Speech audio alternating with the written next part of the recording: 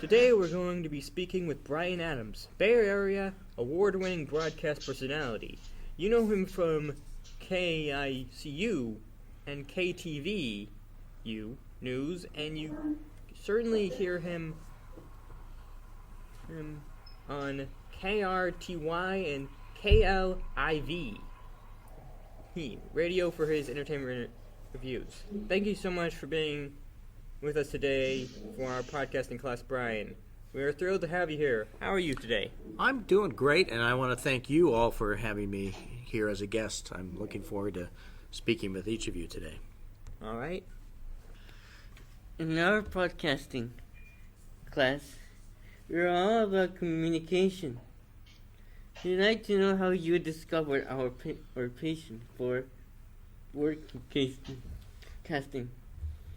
When did you know that did you wanted to have a career in communications?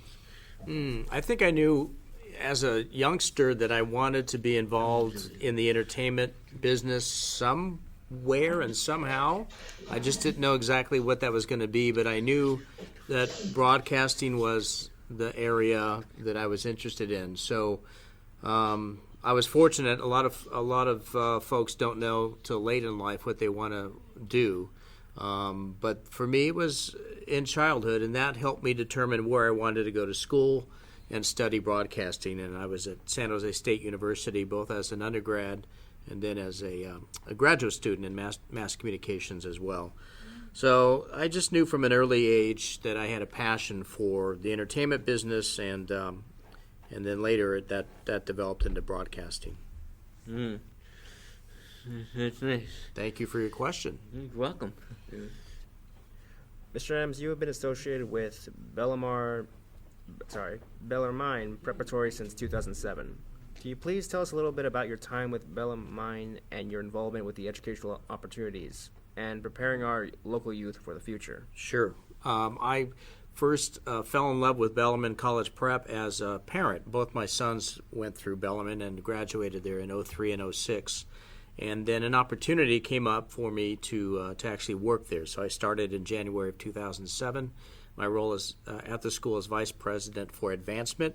So that involves development, which is the fundraising for the school, marketing communications for the school, and then alumni relations. So my position oversees those areas of the school. And it's a wonderful place for me to work because we are, as you indicated in your question, preparing, in our case, young men. It's an all-boys school, preparing young men to go out and make a difference in the world. So even though we're academically strong, we hope that the young men will come out of there with a sense of what they can do to make the world a better place.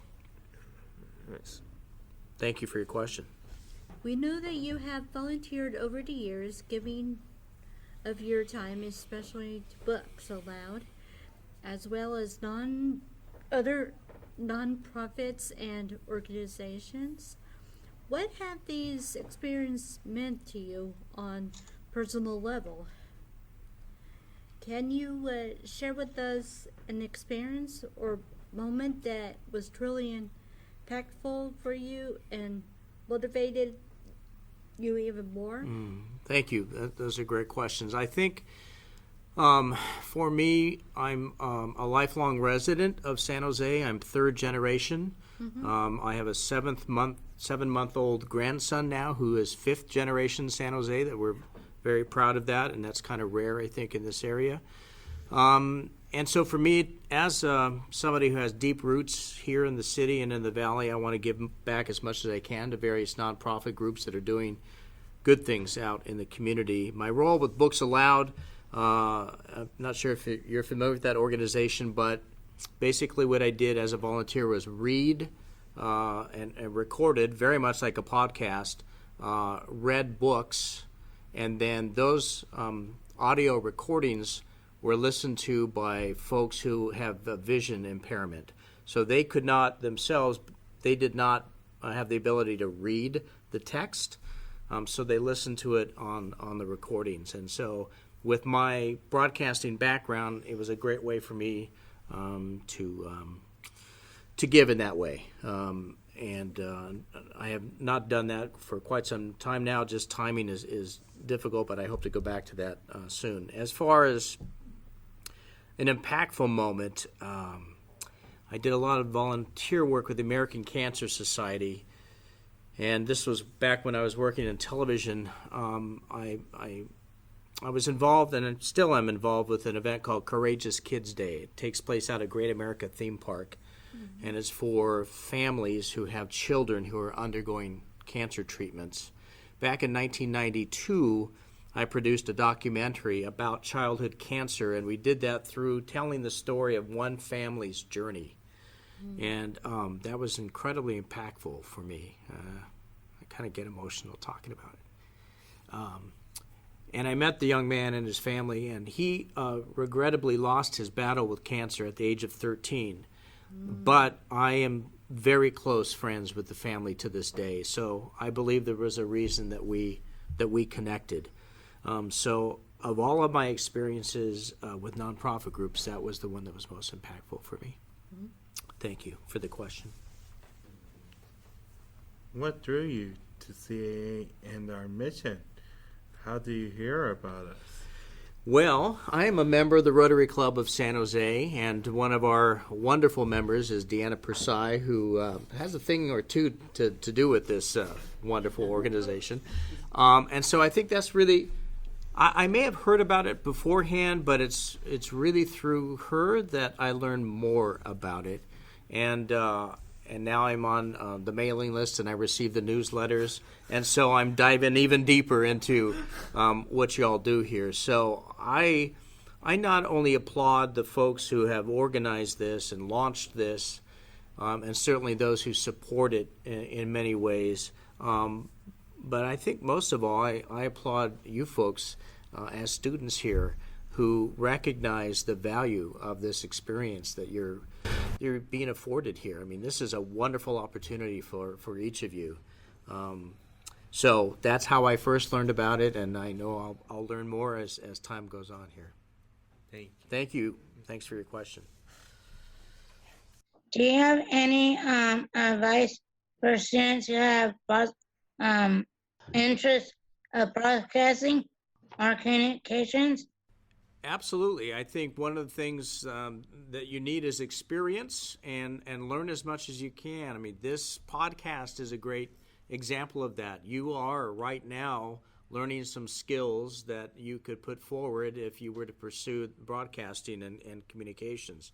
For folks who want to pursue a degree in broadcasting, that still exists, and now it's even broader than when I was a student, but the world of communications is so much wider than what was available to me when I was a student. Now with the whole social media aspects and the digital content, it's pretty much, I would say a lot of folks are kind of coming up and inventing new ways of communicating.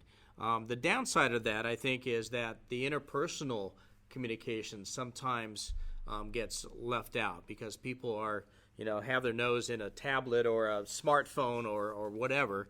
And again, that's very important vehicles for communication, but there's nothing like interpersonal communication face to face.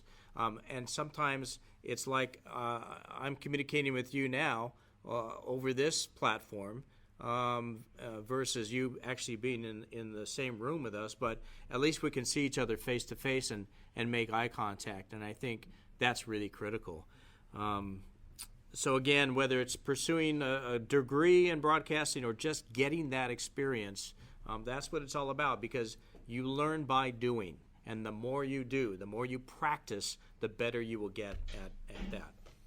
I also want to say one thing about communications. If you're a communication major or broadcasting major, no matter what field you wind up going into, interpersonal communications is important. You need to be able to communicate well with other people, no matter what that end field, that end career might be for you.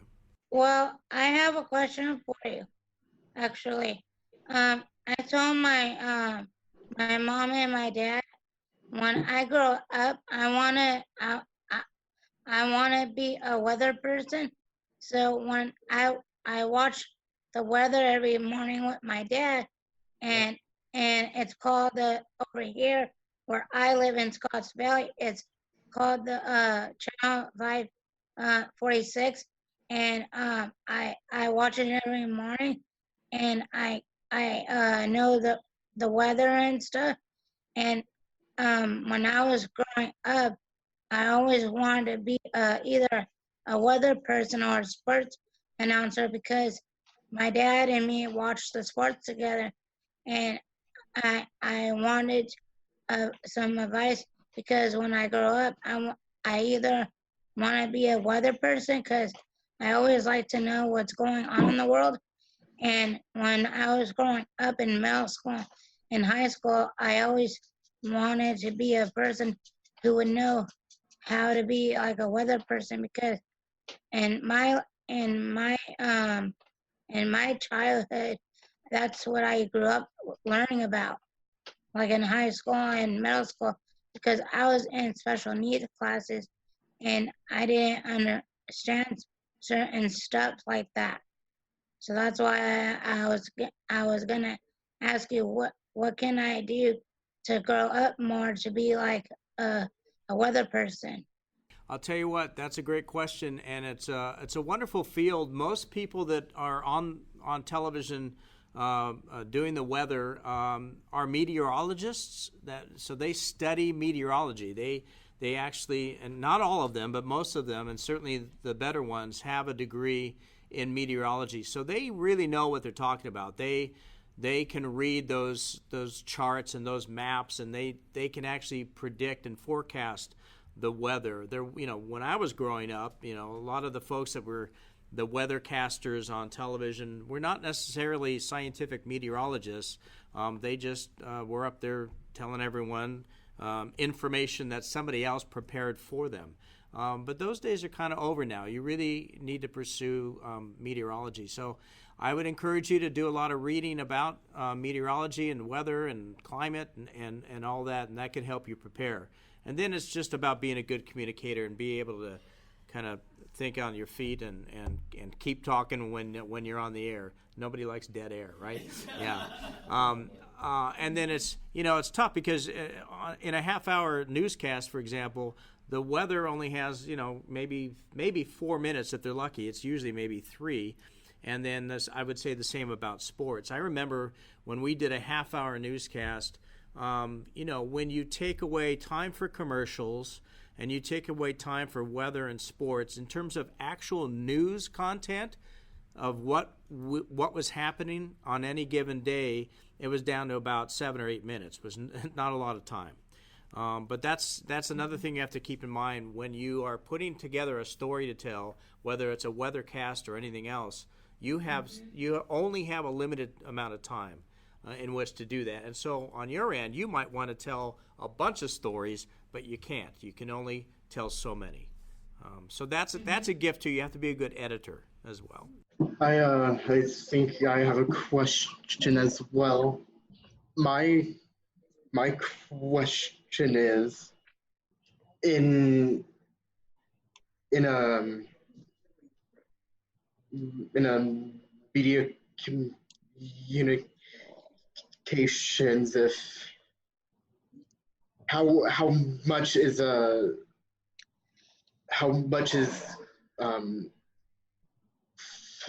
filmmaking involved? Good question.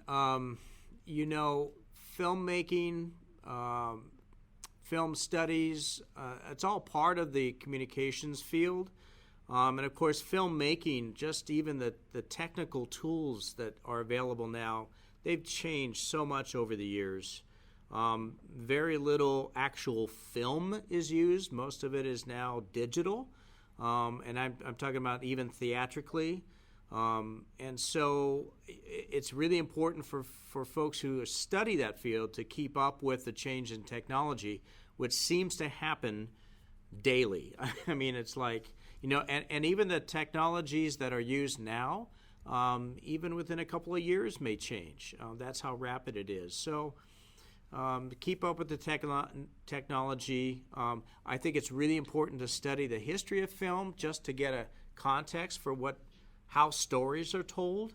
Yeah, definitely. Yeah, I think that's my strongest point, film history. What's your favorite film? Um, uh, Probably the Skeleton Key with Kate Hudson. Okay. The music involved was so unique compared to all the other horror movies I've seen at the time, and pretty much just in general, and with the use of the blues and everything, it, it just seemed different to me, and it helped um, broaden everything past Vincent Price and Robert England. So Right. And the other thing, when I talk about technologies, is not just filmmaking and the process, but it's also now how we view films.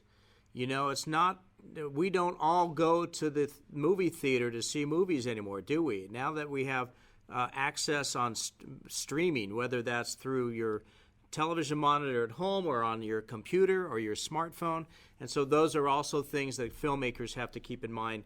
How will my audience, envision or see my final work? So there's a lot involved for sure. You do your own screenplays too, I believe, right, Jeff?